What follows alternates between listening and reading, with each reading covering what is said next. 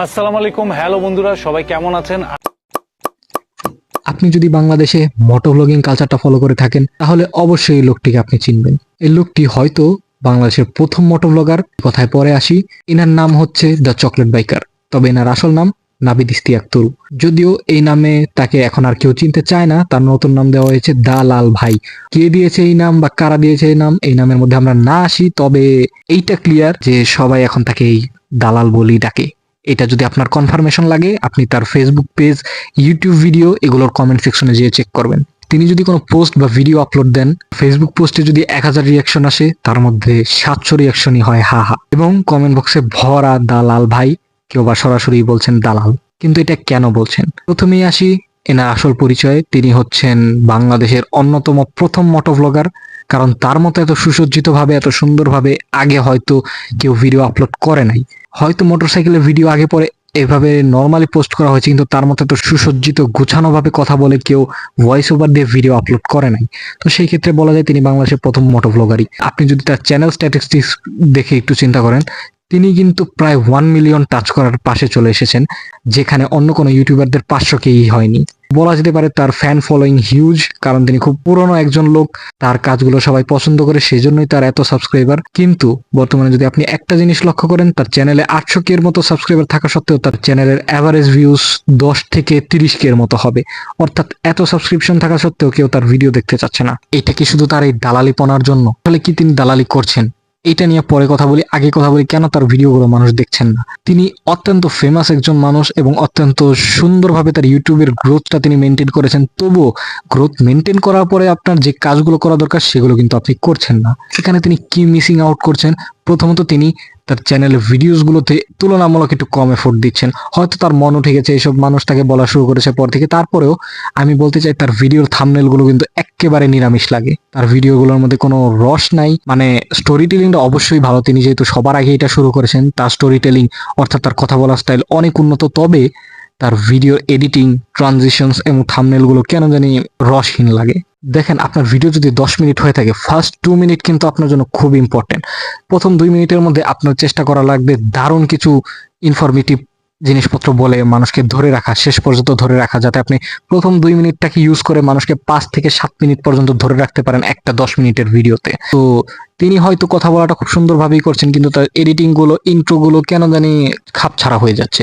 তারপরেও তার যেটা করা উচিত হবে, তিনি কিন্তু ফটোগ্রাফি প্রফেশনের সাথে যুক্ত, তো আশা করা যায় তিনি এডিটিং এবং থাম্বনেল গুলো আমাদের চেয়ে অনেক ভালো পারেন। সেই ক্ষেত্রে আপনার উচিত হবে এই জ্ঞানগুলো ইউজ করে আপনি একটা ভালো থাম্বনেল ব্যবহার করেন।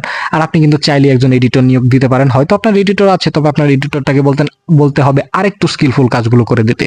হ্যাঁ, এরপর আসি তিনি কি আসলে দালালি করছেন, তিনি কোন ব্র্যান্ডের সাথে যুক্ত আছেন। তিনি বাংলাদেশের অন্যতম রিনোয়েন্ট ব্র্যান্ড, সবচেয়ে বেশি সেলিং যে ব্র্যান্ডটা, ইয়ামাহার সাথে যুক্ত আছেন। ইয়ামাহার সাথে কিন্তু আরো অনেক মোটো ব্লগার যুক্ত আছেন। তিনি হয়তো পার্মানেন্ট বা লং টাইম ডিলারশিপের মধ্যে আছেন, অন্যরা হয়তো শর্ট টাইম কোলাবোরেশন করে আবার চলে যায়। এরকমটা কিন্তু আমরা ফেসবুকে হয়তো দেখেছি। ফেসবুকে আমরা দেখেছি কিছুদিন আগে এসিআই মোটরসের সাথে ইয়ামাহার 8 বছর পূর্তি উপলক্ষে অনেকেই অনেক ভিডিও আপলোড দিয়েছে, তিনিও কিন্তু ভিডিও দিয়েছেন। অন্যান্যদের ভিডিওতে যেমনটা রিয়াকশন আছে, তার সাথে কিন্তু ধরা যায় মানুষ একটু বেশি নির্দয় আচরণ করছে। তার ভিডিওতে কমেন্ট বক্সে মানে সব জায়গায় শুধু তাকে দালাল দালাল বলে চালানো হচ্ছে। তিনি কি আসলে দালালি করছেন? এখানে একটা কথা আছে, তিনি প্রায় 10 থেকে 12 দিন আগে একটা ভিডিও আপলোড করেছেন, সেখানে কিন্তু তিনি বলেছেন যে তার টিমমেট এবং বন্ধুরা প্রায় অনেকে রয়্যাল এনফিল্ড কেনা শুরু করেছে, অনেকে প্রি বুকিং দিয়েছে, অনেকে অন্যান্য হায়ার সিসি বাইক কেনা শুরু করেছে, যেটা কিন্তু তিনি খুবই সুন্দরভাবে সাপোর্ট করেছেন, যেটা আমাদের কাছে তিনি তুলে ধরেছেন। কিন্তু এই ইনফরমেশন গুলো তিনি কেন ভিডিওর শেষেই রাখেন? যদি আপনার ভিডিওর শেষেই রাখতে হয়, তাহলে কিন্তু আপনার অডিয়েন্সকে শেষ পর্যন্ত ধরে রাখতে হবে। আপনার ফুল মেসেজটা কেন জানি দর্শকরা পাচ্ছে না, সেই কারণে আপনাকে এরকম দালাল দালাল বলে যাচ্ছে। আপনি হয়তো তাদেরকে এই কনসেপ্টটা ভাঙার চেষ্টা করছেন, সেইটা হয়তো আপনার ভিডিওর আগে বলতে হবে।